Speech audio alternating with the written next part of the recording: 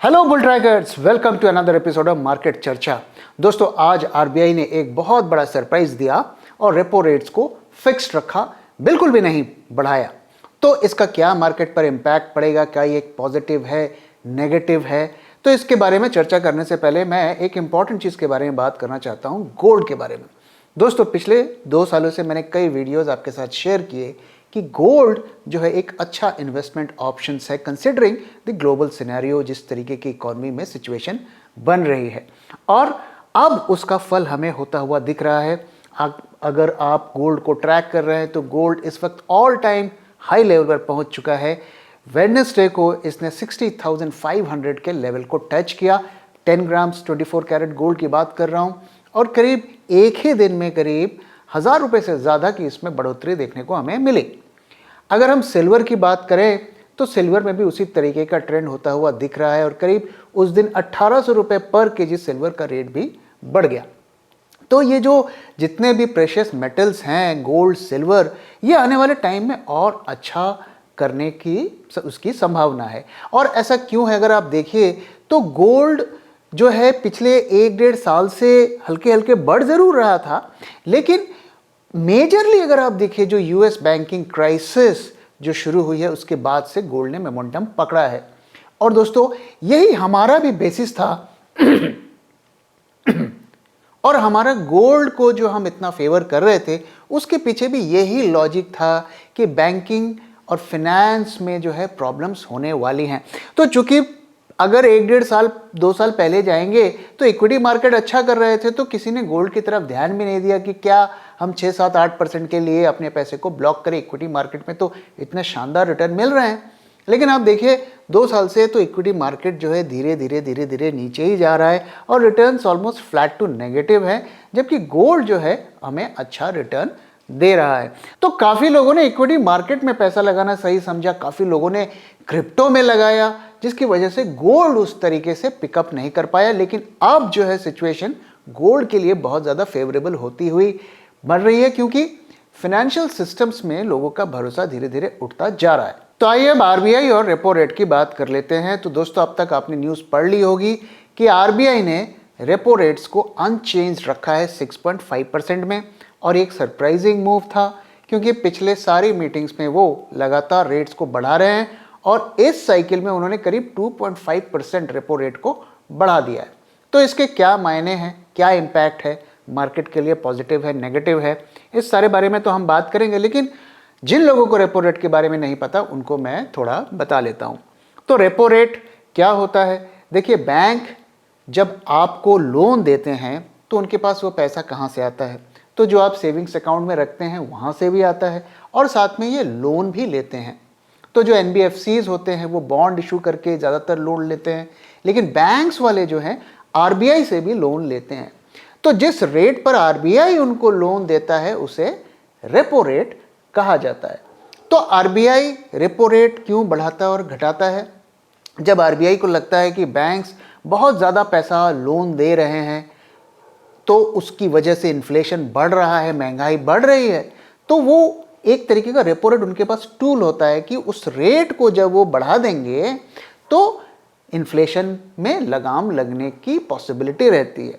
क्योंकि जब वो रेपो रेट को बढ़ाएंगे तो बैंक जो पैसा आरबीआई से लेगा वो महंगे रेट पर लेगा, और महंगे रेट पर लेगा तो आगे जो कस्टमर को लोन देगा वो भी महंगे रेट पर देगा। तो जब लोन महंगे हो जाएंगे तो लोन लेने से थोड़ा लोग हिचकिचाएंगे। जब इंटरेस्ट रेट्स कम होते हैं, सस्ते होते हैं, तो हर कोई धड़ल्ले से लोन ले लेता है, लेकिन जब वो बढ़ते जाते हैं तो वो थोड़ा सोचता है। तो रेपो रेट जो होता है वो एक तरीके से आरबीआई का टूल होता है महंगाई को लगाम देने के लिए। लेकिन अगर आप महंगाई की बात करें तो आरबीआई का जो थ्रेशोल्ड है वो कितना है? आरबीआई चाहता है कि महंगाई की रेट 2% से 6% के बीच में रहे, तो 6% इज द आरबीआई थ्रेशोल्ड। लेकिन अगर हम फरवरी महीने का जो डेटा पब्लिश हुआ है उसका महंगाई का रेट देखें तो करीब 6.4% है। हालांकि पिछले महीने से थोड़ा सा गिरावट हुआ है 0.1% का, लेकिन 6.4% आरबीआई के थ्रेशोल्ड लेवल से ज़्यादा है। तो इतनी महंगाई बढ़ रही है। और देखिए 6.4 6.5% तो आपको पता है, ये तो ऑफिशियल फिगर होती है। जब हम बाज़ार में जाते हैं तो वहाँ चीज़ें इससे कई गुना ज़्यादा हमें महंगी खरीदने को मिलती है। तो महंगाई में तो कोई खास कमी आती हुई नहीं दिख रही है, उनके खुद के लेवल से ज़्यादा है।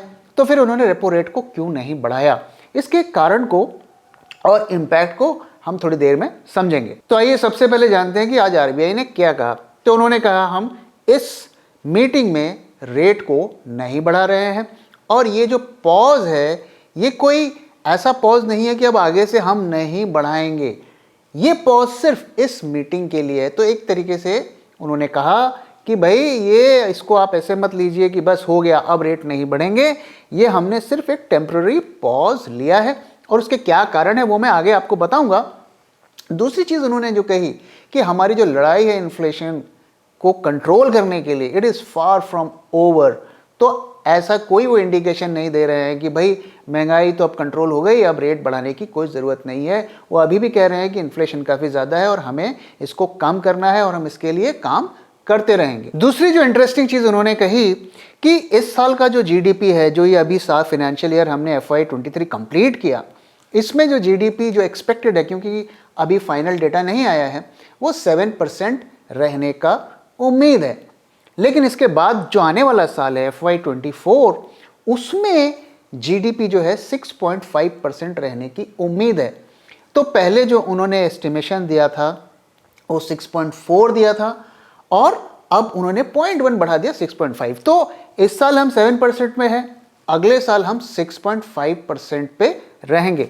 तो ग्रोथ यहाँ पर कोई बढ़ती हुई नहीं दिख रही। और ये मैं नहीं कह रहा हूँ, ये आरबीआई खुद कह रहे हैं कि जो इसके बाद वाला साल है वो इस साल से जीडीपी के मामले में थोड़ा डाउन रहेगा।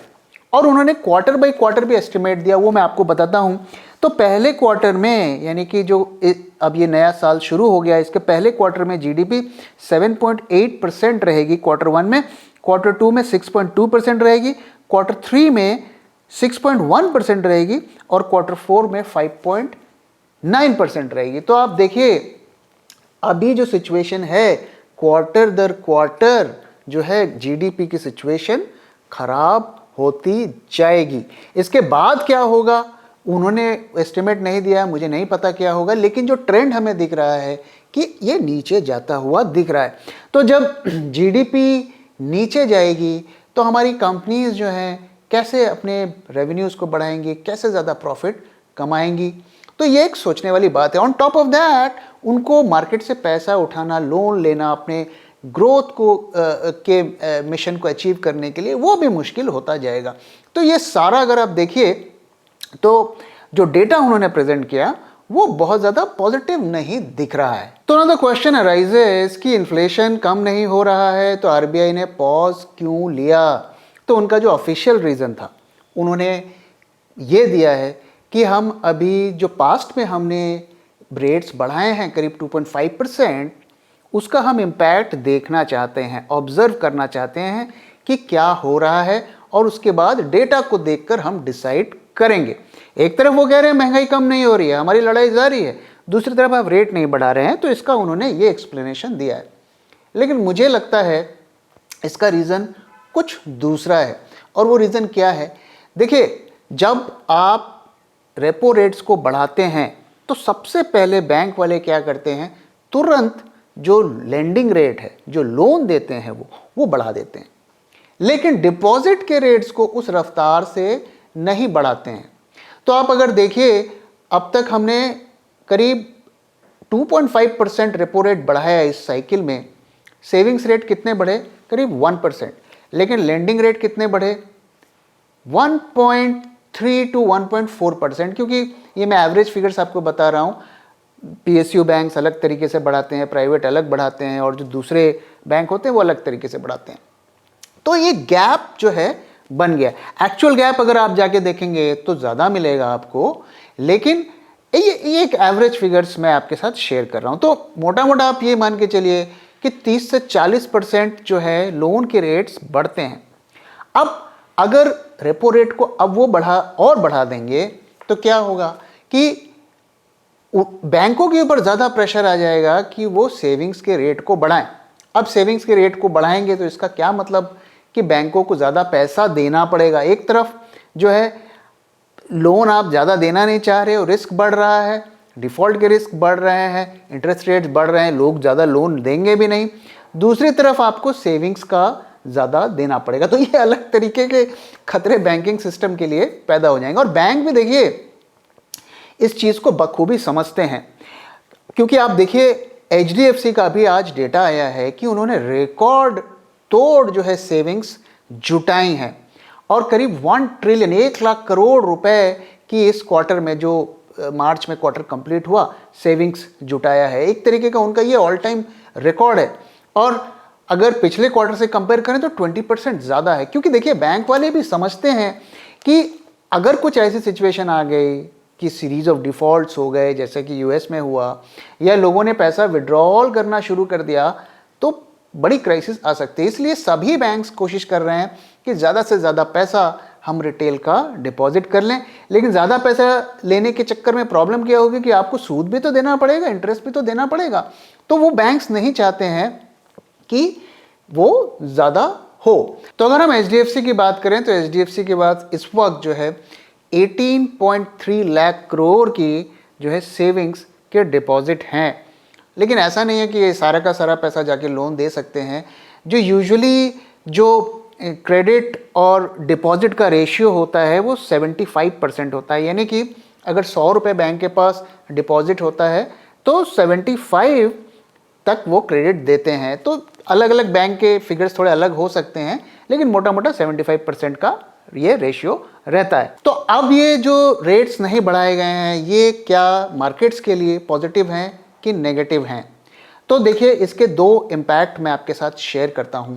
पहली चीज़ तो ये कि जब ये इंटरेस्ट रेट्स नहीं बढ़ाए RBI ने और फेड उधर बढ़ाता जा रहा है, आगे क्या होगा नहीं पता। मान लीजिए आगे भी फेड बढ़ाता है, RBI नहीं बढ़ाता है, तो क्या होगा कि इंटरेस्ट रेट्स में गैप बढ़ना शुरू हो जाएगा। ये एक आर्बिट्रेज की सिचुएशन क्रिएट करेगा। तो इससे क्या होगा कि हमारे करेंसी पर प्रेशर होगा। जिस रफ्तार से फेड ने रेट बढ़ाए, हमने तो नहीं बढ़ाए, तो इसी वजह से आप देखिए हमारी करेंसी भी वीक होती गई। अब हम जो है कंसिस्टेंटली 80 के ऊपर हमारा रुपया चल रहा है।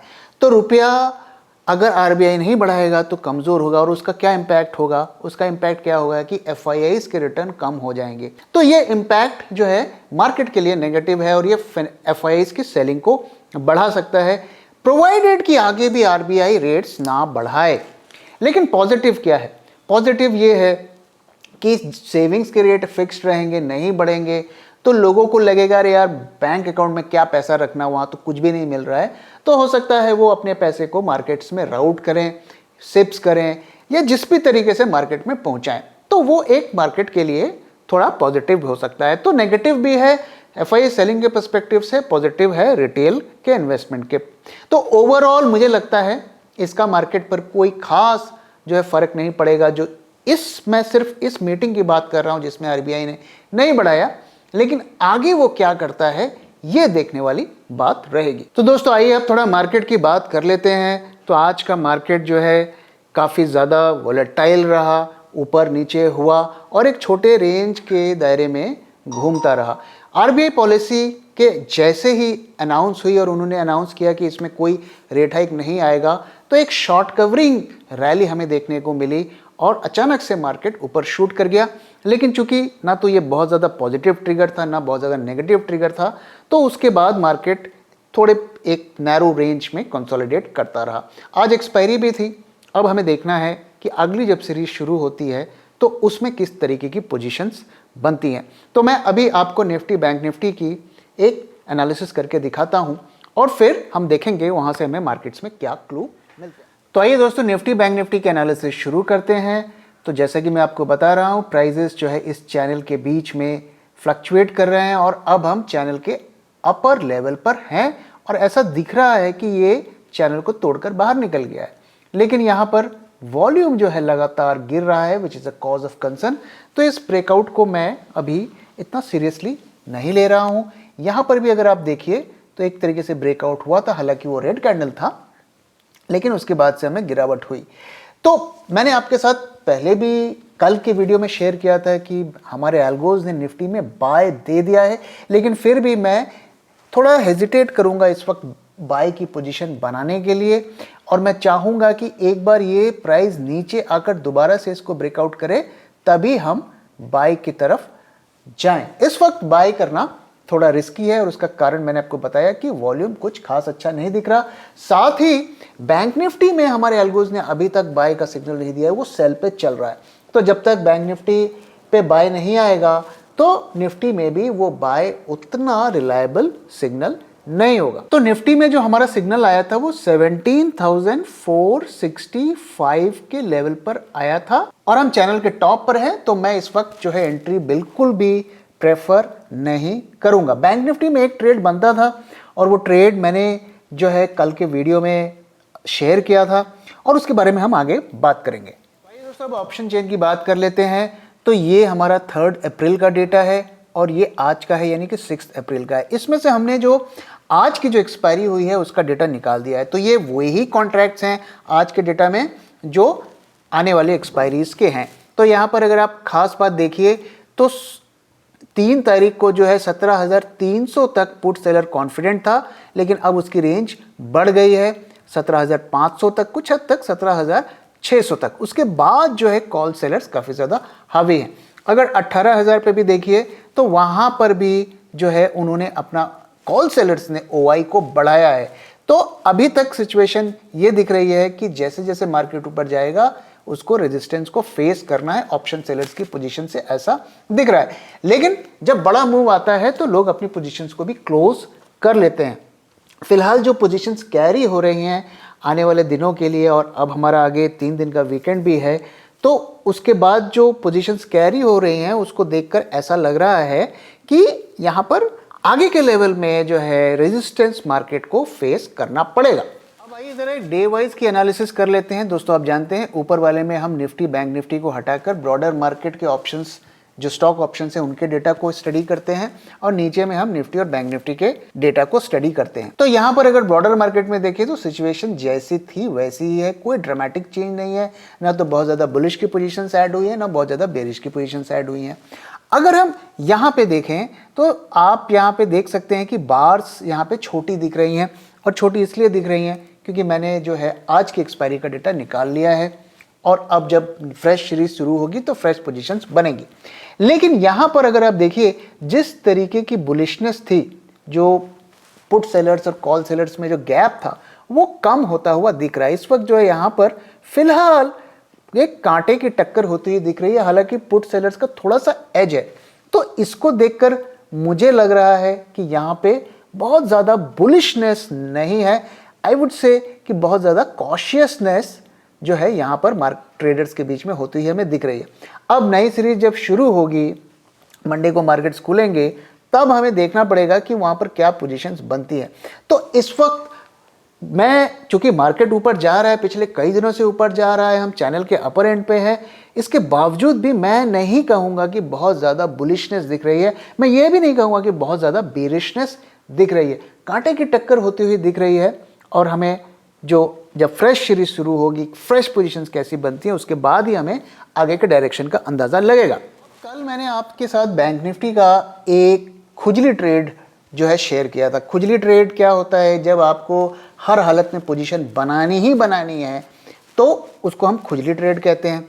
तो खुजली ट्रेड मैंने आपके साथ शेयर किया था और उसमें मैंने आपके साथ कहा था कि 40,438 के ऊपर हमें जो है हम बैंक निफ्टी को बाय कर सकते हैं और हमारा जो लेवल रहेगा ऊपर का जिसमें हम एग्जिट कर सकते हैं 41,320, इस लेवल पर हमें तक बैंक निफ्टी हम अपने ट्रेड को कैरी कर सकते हैं। और आज जो है हमने जो लेवल देखा 41,268, इस लेवल तक का हाई आज हमने देखा। उसके बाद बैंक निफ्टी में ये आप देख सकते हैं यहाँ पर हमें गिरावट भी देखने को मिली। तो ये कोई, जैसा कि मैंने कहा, ये खुजली ट्रेड है, इसमें कोई बहुत ज़्यादा कुछ हमें होप नहीं होना चाहिए। तो अगर बहुत डेस्परेट हैं तभी इसमें करिए। और अब यहाँ पे चार्ट को देखिए, चार्ट लगातार 2 दिन से आप देखिए चैनल के बाहर ट्रेड हो रहा है और आज देखिए एक रिवर्सल का पैटर्न बनाया है। अभी हमें कंफर्मेशन देखना है, अगर कल की का कैंडल इस तरीके का बनता है तो हमें थोड़ी सी और गिरावट होती हुई दिखेगी, जो कि अच्छा रहेगा। और हम चाहेंगे कि मार्केट जो है और कम से कम 500-600 पॉइंट बैंक निफ्टी गिरे और फिर यहां से एक ब्रेकआउट दे, तब हम इसकी एक बाइंग की तरफ सोच सकते हैं। तो ओवरऑल बैंक निफ्टी में भी बहुत ज़्यादा कोई बुलिशनेस या बेरिशनेस या बहुत ज़्यादा रिवर्सल के कोई चांसेस फिलहाल होते हुए नहीं दिख रहे हैं। Range bound trade with a bullish bias मैं कहूँगा कि हमें बैंक निफ्टी में फिलहाल रहना चाहिए। हालांकि हमारे एल्गोज ने अभी तक जो है सेल के सिग्नल ही चल रहा है, उसमें बाय का नहीं आया है। निफ्टी में बाय आ गया है।